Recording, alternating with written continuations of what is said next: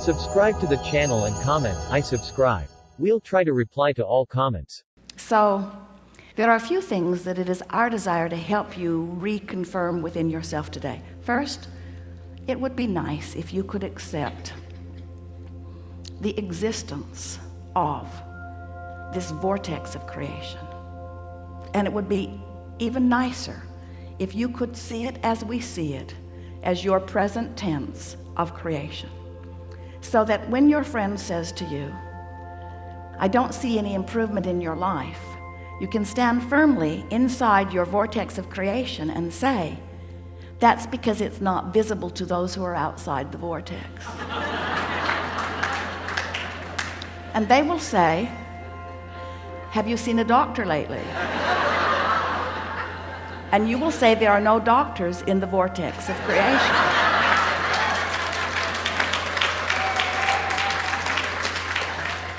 When you let being in this vortex, when you let tuning yourself into the vibrational frequency of all that you are be your top priority, you get so much life back. Do you know how many arguments, how many words, how many efforts, how much action is necessary just to keep you alive and out of desperation when you're not in the vortex?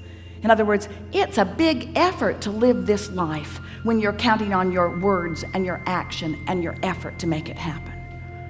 It's interesting, you could just have a conversation with one very well-meaning mother about her child that she adores more than life itself, and listen to all of the gyrations that she is going through in order to sort of kind of understand what's going on with her little boy and put it in the proper perspective, when really all she needs to do is step away from whatever's bothering him and away from whatever's bothering her and focus upon something that gives her access to the vortex, and from inside the vortex everything's clear. You cannot lead from behind. And if you are not in the vortex, then you have nothing to give anyone. Sometimes people say, Abraham, it seems like you teach selfishness. And we say, we really, really, really, really do.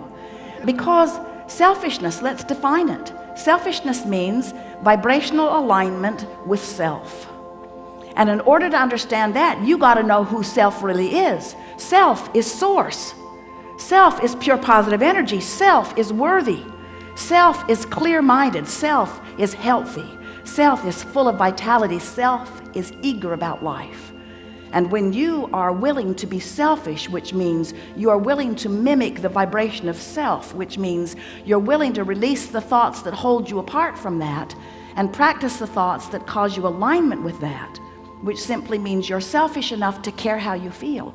That's when they call it selfish. People say, oh, you're so selfish, you're pleasing you.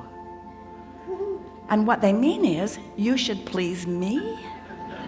You're selfish because you please you, and I'm not selfish because I think you should please me instead of you? There's some screwy reasoning going on. And every time it matters to you to please them instead of you, oh, it's such short-term gain, such short-term gain.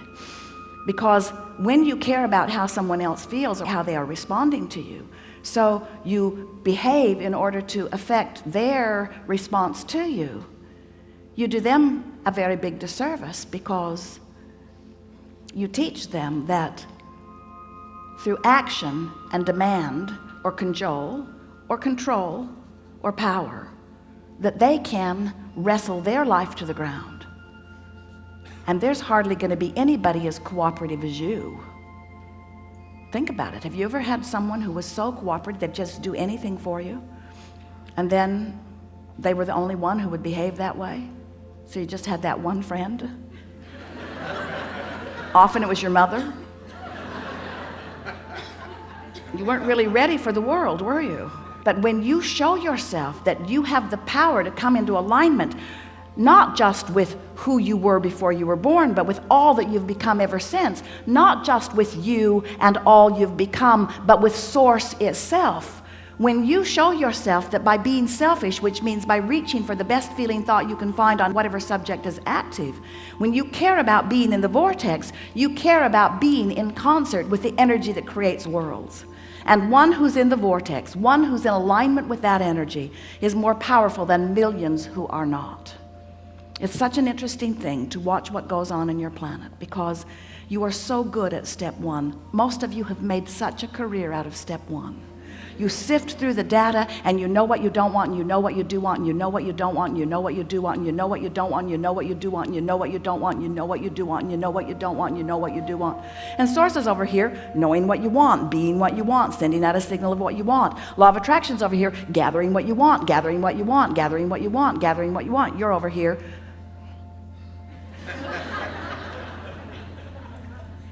That's creating by default. That's going where the wind blows. That's complaining about whatever they're complaining about and feeling about whatever's happening. But when you decide that you're going to take control of your relationship to who you really are, when you decide that you're going to tend to this gap between you, wherever you are on whatever subject you're experiencing, and who you really are and what you know about the same, now life is going to take a new form and shape for you. You're going to feel exhilarated. You're going to feel satisfaction. Those who are watching you will see you as someone who seems to create tremendously with ease. Those who are watching you, especially those who don't really understand the power of this vortex and the power of your deliberate alignment with it, they'll call you lucky. Many times they'll be jealous of you, because they'll watch your fortunes amass and your funds surround you, and they'll watch you in satisfying life experience. And when they say to you, "What do you know that I don't know?" the only thing that you can say to them that is of any real value to them is, "I figured out my relationship with me, and I'm constantly aware of my vibrational relationship to who I really am and what I really want. And I guide every thought I can to mesh with the wholeness that I am." I've become a deliberate thinker. I no longer create by default. I think on purpose, I speak on purpose, I act on purpose, and I don't do any of it unless I'm in the vortex. What do you mean? What's a vortex? What do you mean? What is a vortex? A vortex is a vibrational state of being that is the precursor of all positive motion forward of all that is. It's like encapsulated, condensed, straight up source. It's pure positive energy. It's the holding tank. It's the anchor. It's the touchstone.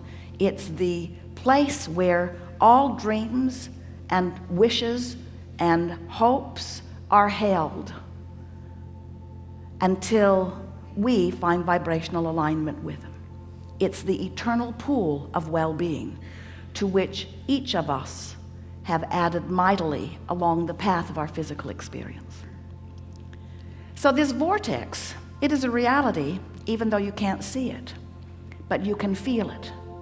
You know how your dog hears things you can't hear and smells things you don't want to smell? Because your dog has more acute sensitivity to sound than you do. Sound is just vibration, and hearing is just translating it. Smelling is just translating vibration. This vortex is something that while you can't see it, and while you may not be able to hear it,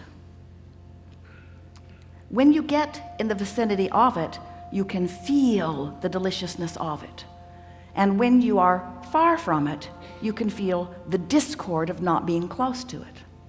Do you know that everything you feel all day, every day, is nothing more than feedback about your proximity to your vortex? So when you feel really ornery, you're vibrationally speaking not near your vortex. When you feel hopeful, you're right on the brink of it. In fact, this door to the vortex, this imaginary door in Abraham's fairy tale of the vortex, this vibrational entry point is somewhere between hope and belief. So when you feel hopeful about something, you're so in the vicinity that you'll be called in, you'll be swept in. Law of attraction will take you in. Law of attraction will take you in when there is not enough resistance to hold you out. How's that? If you weren't doing that thing you do that holds you apart from your vortex would take you in every time. When you slumber, in you go. But you wake up right where you were when you went in. If you go to sleep in the vortex, you wake up in the vortex. If you go to sleep not in the vortex, you wake up not in the vortex. You ever had an experience where you're ornery when you go to sleep? You sleep all night, you sleep pretty good, you wake up, still ornery. So the vortex is the source of well-being, calling you home, so to speak, calling you to all that you've created. And when you are not clinging with resistance to some thought that keeps you from it, it takes you right in. So really, when we say we want you to get into the vortex, what we really mean, a much more accurate way of saying it is, we want you to stop doing that thing you do that keeps the vortex from taking you in easily. Oh, you're going, you're just not going willingly sometimes. In other words, when you croak, in you go. So wonderful to watch you die.